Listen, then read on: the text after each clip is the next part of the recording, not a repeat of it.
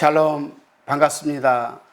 오늘 하루도 하나님의 은혜가 충만한 하루가 되시기를 주님의 이름으로 축원드립니다. 오늘은 출애굽기 2장 1절로 25절의 말씀을 우리가 강의 큐티로 나누도록 하겠습니다. 출애굽기 2장에서 우리는 이스라엘 백성을 이집트에서 출애굽시키는데 결정적 역할을 하게 되는 지도자 모세의 출생을 접하게 됩니다. 그의 성장 과정과 소명을 받기 전까지 모습이 2장에서 설명하고 있습니다. 본문 1절로 2절입니다. 레위 족속 중 한 사람이 가서 레위 여자에게 장가들었더니 그 여자가 잉태하여 아들을 낳아 그 준수함을 보고 그를 석 달을 숨겼더니 아멘. 한 사내 아이가 태어났습니다. 그의 부모는 모두 믿음이 신실한 레위인이었습니다. 출애굽기 1장에서 남자 아기가 태어나거든 그를 나일강에 던지라는 애굽왕 바로의 어명에 따라 이 아이는 죽어야 할 운명 속에서 태어났던 것입니다.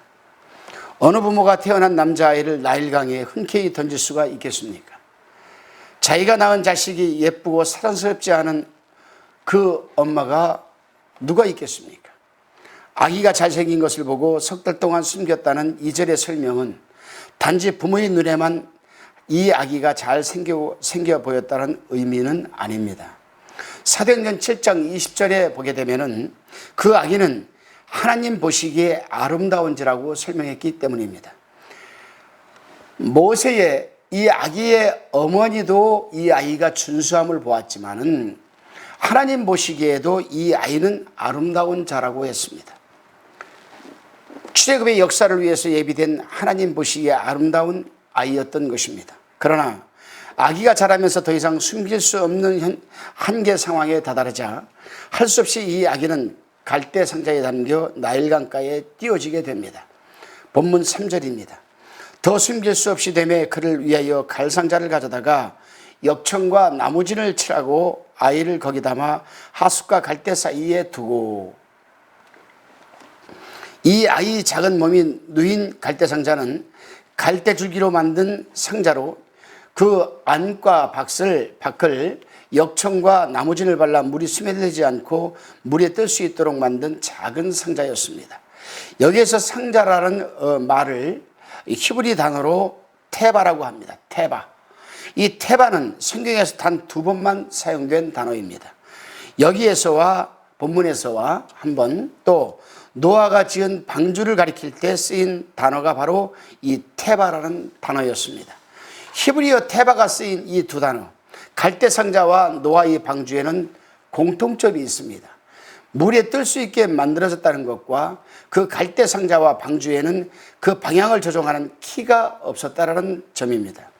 강 위에 띄어졌지만 방주나 갈대 상자나 모두 그 안에 탄 사람이 그 배의 방향을 정할 수가 없는 것입니다. 배의 속도도 조절할 수도 없습니다. 갈대 상자와 방주의 방향을 정하는 것은 오직 하나님만이 하실 수 있다는 말씀입니다. 각종 동물들과 노아와 가족들이 탄 방주의 방향을 결정하는 것은 거기에 탄 사람이 아니었다는 말씀입니다. 방주가 어디로 나아갈지 하나님이 결정하시고 상자가 어디로 흘러갈지 그것 또한 하나님이 주관하십니다. 사람은 단지 그것을 면밀히 살펴볼 뿐입니다. 아기의 누이가 이 상자가 어디로 흘러갈지 이 아이의 운명이 어떻게 될 것인지를 면밀히 살펴볼 뿐이었습니다. 방주가 어느 지점에서 멈춰서야 할지도 하나님만 아시는 것이고 노아와 가족은 단지 주의 깊게 살펴볼 뿐입니다. 멀리서 바라볼 뿐입니다. 그렇습니다, 여러분. 하나님이 이끌어 가시는 우리 인생도 마치 갈대상자나 방주와 같습니다. 우리가 배의 키를 쥐고 있지 않습니다. 하나님이 우리 인생의 방향과 속도, 어디에 머무르게 될지를 하나님께서 결정하십니다. 우리 인생의 선장은 우리가 아닙니다. 우리 인생의 선장은 하나님이십니다.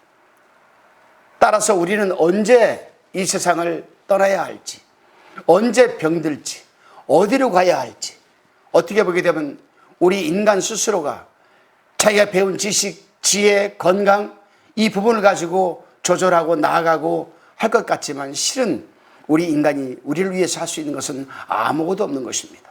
한번 병원에 가보십시오. 안병동에 가보십시오. 호스피스 병동에 가보십시오.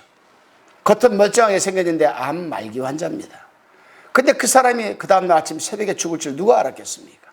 그 사람이 암이 발견되기 전까지는 테니스도 잘하고 족구도 잘하고 축구도 잘하고 농구도 잘하고 건강했던 사람입니다. 어느 날 건강검진 받으러 갔다가 큰 병원에 가서 빨리 검사를 해보라는 말을 듣고 큰 병원에 가서 검진을 받아보니 여러분 췌장암 말기였습니다. 급속도로 그 사람은 쓰러져 갑니다. 그렇게 될 줄 누가 알았습니까? 아무도 모릅니다.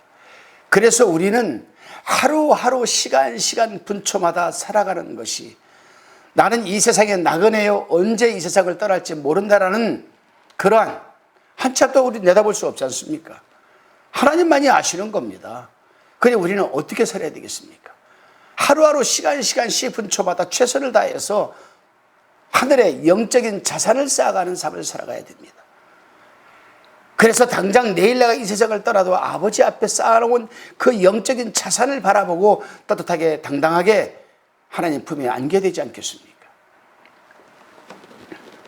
그렇습니다, 여러분.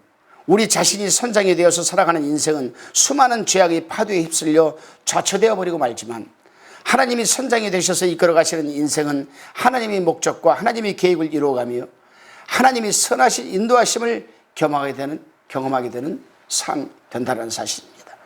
갈대상자를 이끌어 가시는 하나님은 그 갈대상자가 목욕하러 온 이집트 바로의 딸, 즉 공주의 눈에 띄게 하셔서 아기의 생명을 건지게 하였고 젖을 뗀 후 바로의 궁으로 데리고 들어가기 전까지 아기의 친모가 직접 모유 수유를 할 수 있도록 인도하셨습니다.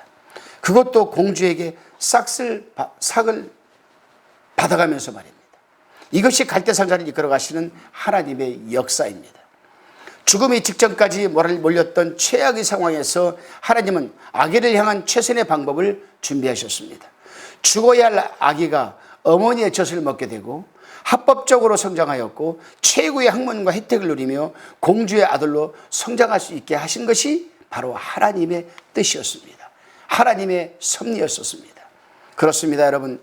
우리가 직면하는 최악의 상황에서도 짧지 않은 손을 지니신 하나님은 우리에게 최선의 결과를 가져오시는 분이심을 믿으시기를 바랍니다. 비록 오늘 우리가 최악의 상황에 직면하였다 할지라도 능하신 하나님의 손길, 능력이신 이 하나님의 손길, 그 손길 가지고 하나님께서 우리에게 최선의 결과를 준비하고 계신다라는 확신을 가지시기를 바랍니다. 본문 10절입니다. 그 아이가 자라매 바로의 딸에게로 데려가니 그의 아들이 되니라. 그가 그 이름을 모세라 하여 가로되 이는 내가 그를 물에서 건져내었음이라 하였더라. 아멘. 이제 11절로 22절은 모세가 성장한 후에 스스로 이스라엘의 지도자로 자칭하면서 겪게 된 살인사건과 그로 인한 미디안 땅에서의 도피 생활을 지금 기록하고 있습니다. 애굽의 노예로 고생하고 있던 이스라엘 사람들을 대변하는 자로 스스로 자리매김한 모세가 어느 날 이스라엘 사람을 때리는 애굽 사람을 발견하고는 그 애굽 사람을 죽이고 말았습니다. 그 일은 이스라엘 동족을 위해 한 일이었고 아무도 본 사람이 없었기에 은밀히 덮여질 사건으로 여겼던 것입니다. 그런데 또 다른 이스라엘 사람들 간의 다툼에 관여했다가 그는 현실을 깨닫게 됩니다. 자신의 살인 행위가 사람들과 바로에게까지 알려졌다는 것과 이스라엘 사람들이 모세를 지도자로 전혀 인정하지 않는 그런 현실을 직면하게 되었습니다. 이스라엘 사람들의 외면과 살인죄로 인한 바로의 추궁을 피해 그는 미디안 땅으로 피신할 수밖에 없었고 그곳에서 미디안 제사장의 딸 십보라를 만나 결혼하고 아들을 낳으며 정착하여 유목민으로 살아가게 됩니다. 이집트 왕궁에서 공주의 아들로 자라는 모세가 살인자 신세로 미디안 땅에서 보내는 시간은 모세에게 매우 안타깝고 고통스러운 시간이었을 것입니다. 왕궁에서 공주의 아들로 최고의 학문을 배우며 실력을 겸비한 지도자로 훈련받았습니다.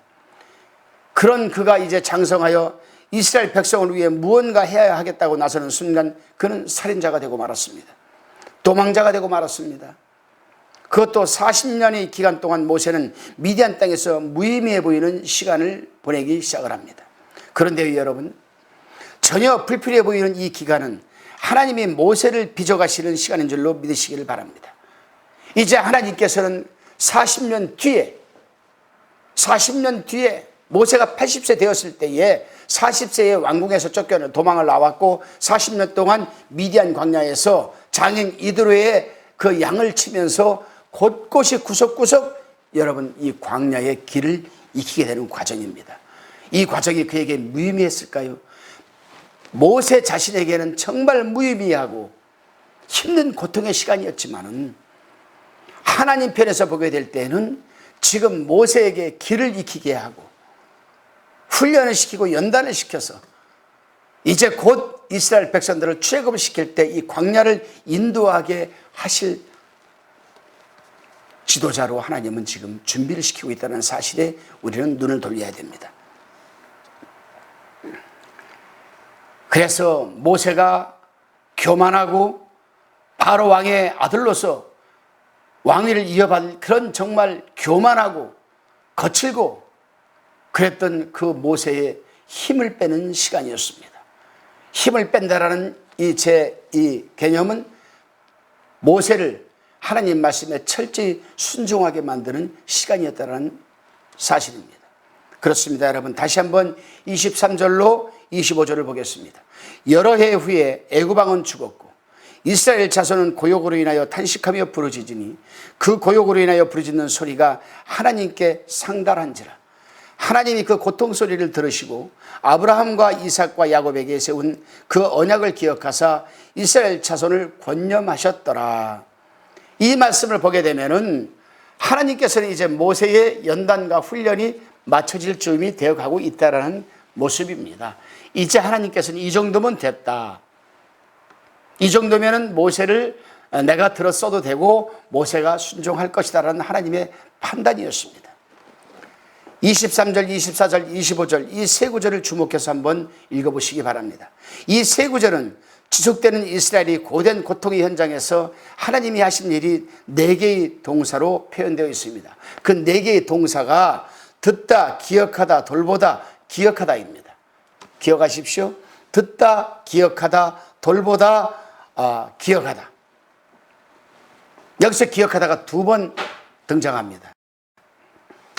이 동사는 타동사가 아닙니다. 자동사입니다. 놀라운 사실이죠. 하나님이 그들의 고통 소리를 들으셨다는 겁니다. 어떻게 하나님 자신 스스로가 그들의 고통 소리를 들으셨다는 겁니다. 저는 우리 성경을 출애굽기를 외형적으로 보면 그들이 너무 고통스러워서 하나님께 부르짖어가지고 그 소리에 의해서 하나님이 들으셨다면 그건 타동사죠. 그러나 여기서는 자동사입니다.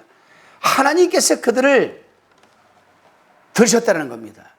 왜 이런 단어를 썼을까요? 여기에 놀라운 또 성경의 비밀이 또 하나님의 신실한 언약이 성취되는 말씀이 들어있기 때문입니다. 하나님께서는 아브라함에게 400년 전에 약속을 한 적이 있습니다. 어떤 약속을 했습니까? 아브라함아 동서남북을 바라보아라. 하늘을 바라보아라. 내 후손들 하늘의 별과 같이 많게 할 것이다. 이 동서남북이 땅을 너와 내 자손에게 주리라. 그러나 정령이 알라 내 후손들이 4대 만에 돌아와서 이 땅을 차지할 것이다. 400년 만에. 근데 지금 이때가 400년이거든요. 400년이 되는 해거든요. 그래서 하나님은 그들을 애굽에서 출애굽을 시켜서 이제 하나님이 약속하신 그 언약을 성취시키기 위해서 가나안 땅으로 데려가기를 원하는 겁니다. 그래서 하나님께서는 듣다, 기억하다, 돌보다, 기억하다. 이제 이해가 되십니까? 하나님이 그들의 고통 소리를 스스로 들으셨던 겁니다. 왜? 당신이 이스라엘 백성들이 죄를 지었건 안 지었건 당신이 언약을 한 부분이 있기 때문에. 하나님이 아브라함과 이삭과 야곱에게 세운 그 언약을 기억하셨던 것입니다. 하나님이 이스라엘 자손을 들어보셨습니다. 하나님이 그들을 들으셨습니다. 하나님이 그들을 기억하셨습니다. 무엇 때문에? 아브라함과 이삭과 야곱에게 세운 언약 때문에. 마지막 기억하다라는 이 단어는 두 번째 동사하는 단어 의미로 이해하다, 알다라는 의미를 또한 함축하고 있습니다. 그렇습니다, 여러분. 우리가 섬기는 하나님은 당신의 백성의 기도와 탄식을 들으시는 분이십니다. 또한 기억하시는 분이십니다. 돌보시는 분이십니다. 하나님은 당신의 백성에게 한 약속을 절대로 잊지 않습니다. 아브라함, 이삭, 야곱에게 하신 언약을 기억하시고 그 언약을 실행하시는 분이십니다. 그러기 위해서 그들을 돌보시는 분이십니다. 아브라함에게 준 땅, 약속의 땅이 가나안이기 때문에 그들은 지금 서 있는 애굽이 아니라 가나안으로 들어가게 되는 것이 하나님의 뜻이었습니다. 또한 하나님은 이스라엘 백성들을 돌보시는 분이시라고 했습니다. 하나님은 이스라엘 백성의 처지를 속속들이 알고 계십니다. 이스라엘 역사 가운데 개입하시는 하나님이시기 때문입니다. 고통 가운데 씨름하던 이스라엘 백성의 현장 가운데 개입하시는 하나님께서 또한 오늘 우리의 기도를 들으시는 줄로 믿으시기를 바랍니다. 이 새벽에 말씀 끝나고 기도할 때에 하나님의 말씀을 붙들고 간절히 기도하시기 바랍니다. 나의 기도를 들으시는 하나님, 나를 돌보시는 하나님, 나를 기억하시는 하나님, 이 말씀 붙들고 기도하시길 바랍니다. 탄식과 울분도 다 들으시는 분이십니다. 답답하신 분들은 하나님 앞에 울분으로 기도에 쏟아내십시오. 탄식하십시오. 이루 말할 수 없는 탄식으로 나를 대신하여 내 속에서 역사하시는 성령께서 여러분 대신 하나님 앞에 부르짖게 하십시오. 우리의 혀와 생각을 하는 성령에게 맡기십시오. 성령께서 이루 말할 수 없는 탄식으로 우리를 대신해서 하나님께 기도해 주실 것입니다. 하나님은 한 번 한 약속은 변치 않고 기억하시는 분 잊지 마시기 바랍니다. 하나님은 우리를 돌보십니다. 우리의 상황과 환경 속에서 우리 인생을 돌보시는 분이십니다. 우리 하나님은 우리를 아시는 분이십니다. 요한복음 3장 16절에서 하나님이 세상을 이처럼 사랑하사 독생자를 주셨으니 해서 이처럼이라는 말이 무슨 뜻입니까? 독생자를 십자가에 내어주시기까지 우리를 사랑하시고 아시고 돌보시는 하나님이라는 사실입니다. 우리를 위해 보내신 예수님을 통해서 우리의 연약함과 인생의 처지를 속속들이 알고 이해하시는 분이 바로 우리가 섬기는 하나님이십니다. 권능과 권세의 손으로 하늘과 땅 우주를 창조하신 하나님, 하늘과 땅의 모든 생명을 주관하시는 하나님, 우주의 섭리와 인간의 생사복을 관할하시는 하나님, 바로 그 하나님이 우리의 하나님이시요 나의 하나님이십니다. 따라서 우리 순간순간 살아가는 삶 속에서 하나님이 우리에게 개입하시고 우리에게 들어오시고 우리를 보시고 얼마나 큰 축복입니까 여러분. 순간순간 하나님이 우리 삶에 개입하셔서 우리를 이래라 저래라 우리의 의지와는 상관이 없이 우리를 이끌어 가신 하나님 순종하시기 바랍니다. 거기에는 분명 엄청난 축복이 기다리고 있기 때문입니다. 예수님의 십자가 대속의 죽음과 부활을 통해서 죄인된 우리 인간의 역사 가운데 하나님은 개입하여 들어오셨습니다. 임마누엘 하나님으로 개입하여 들어오셨습니다. 우리를 거룩하신 하나님의 자녀로 또한 삼아주셨습니다. 우리 하늘 아버지가 되셔주셨습니다. 하나님 아버지께서 우리의 탄식과 기도를 들으시고 우리의 인생을 돌보시며 언약을 기억하시고 우리를 속속들이 이해하고 아시는 분을 우리 삶 속에 개입하여 들어와 계시는 것입니다. 그 하나님이 우리의 상황과 환경 속에 개입하여 주십니다. 그 하나님을 의지하여 때로 애굽의 압제와 불의가 판을 치는 세상 속에서 섬김과 봉사, 희생과 나눔의 삶을 살아가는 저와 여러분이 되시기를 주님의 이름으로 축원드립니다. 우리 다 같이 기도하시겠습니다. 살아계신 예수님, 불의가 판을 치는 세상 속에서 우리 기도를 들으시고 주의 언약을 기억하시고 주의 백성을 돌보시고 우리를 속속들이 아시는 하나님, 우리의 머리털까지 세심바 되시고 우리의 마음과 생각을 감찰하시는 하나님, 하나님의 은혜를 경험하는 하루가 되게 하여 주옵소서. 감사드리옵고 살아계신 예수 그리스도의 이름으로 기도드리옵나이다. 아멘.